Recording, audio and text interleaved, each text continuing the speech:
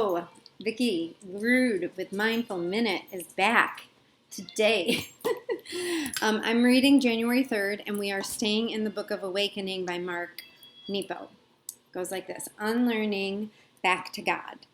The coming to consciousness is not a discovery of some new thing. It is a long, painful return to that which has always been. Helen Luke.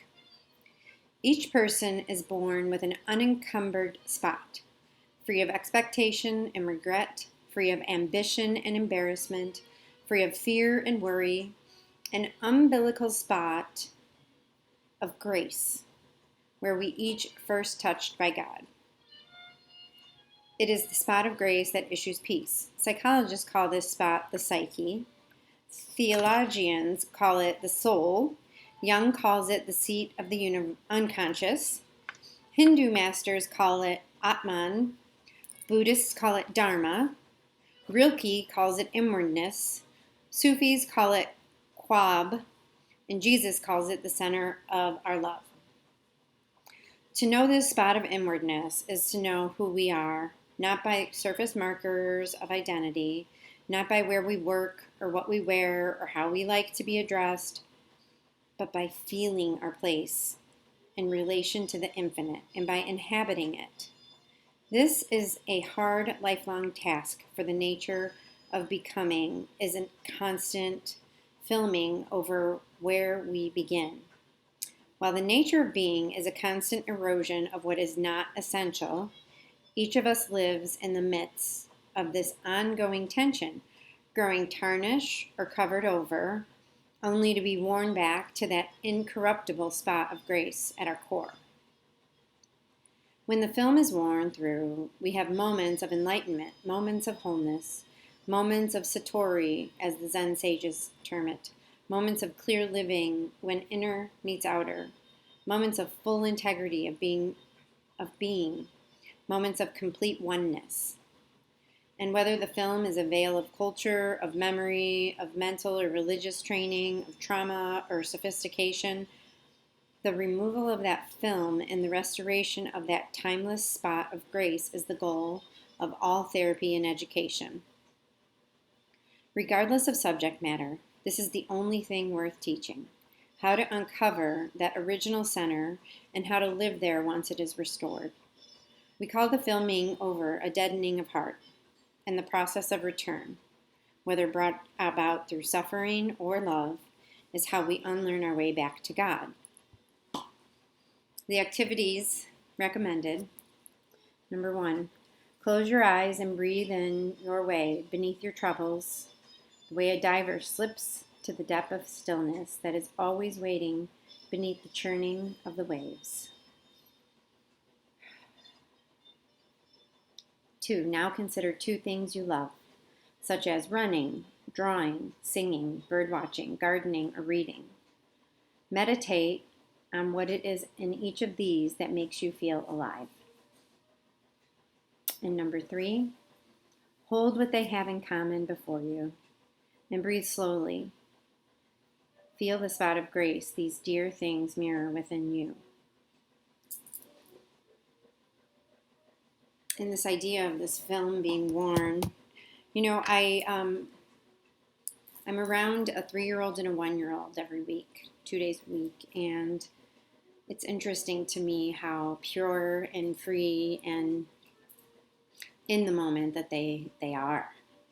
And it forces me to be as well. And I realize that so many things just don't matter. So many things that I think are important don't matter. And it's interesting that we start out that way and that we go through life and we learn, and we do a lot of things and we go through a lot of experiences. And for me, coming to this stuff, this idea of the good inside of me, finding that was a very tumultuous road. It took me some time. It took me a lot of work and recovery and reading and opening up and allowing that film to be worn, I guess, and accepting that I wasn't really broken, that I just covered up all the good that was inside of me. And And I really thought that that's just who I was. Like, I was just this broken girl. But what I found as I uncovered all this muck inside myself, I kind of think of it like when you have like your ring, when you wear your rings the same time every day, and they get a little mucky, right? But when you clean it, and when you make it shiny and nice and sparkly, that's what's really inside. That's what I feel like we all have inside. And for me, I didn't know it. I didn't know it was there. And some of us know it's there and we hide it. Some of us have never found it, but we all have it in my opinion, in my discovery. And that's what my mission is. My mission is to help other people, first of all, know that they have this beautiful light, gem, beauty, core of grace, as Mark Nepo talks about, but that we all have this inside of us, and how do we allow it to shine? Like, how do we bring it out? I am learning this stuff as I'm teaching it, but I really believe that this stuff that I've been able to have glimpses of uncovering this acceptance of the beauty inside. It sounds so cheesy, but it's so true.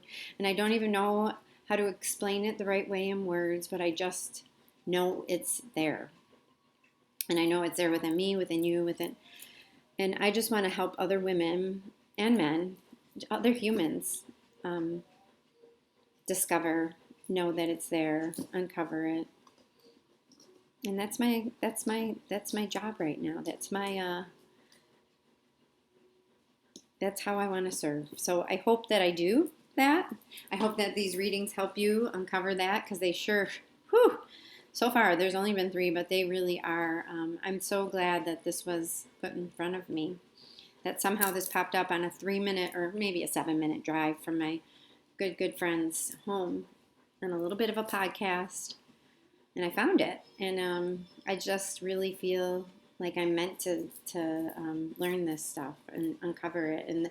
And the way that it's put is it's so beautifully done, and I love the activities. So I hope you're enjoying it. Please let me know. Put some comments in. Send me an email. Subscribe to our email, vikkirude.com. It's my life coaching company. Anything you would like to share with me, I am an open, just share it. Send me a note. And be well. Have a beautiful day. And know that you have this beautiful gem, shining light inside of you. And no matter how much it's covered up, you can clean it, and you can see that beauty. And it does take work, but it is well worth it. Have a wonderful day. Be well. Namaste.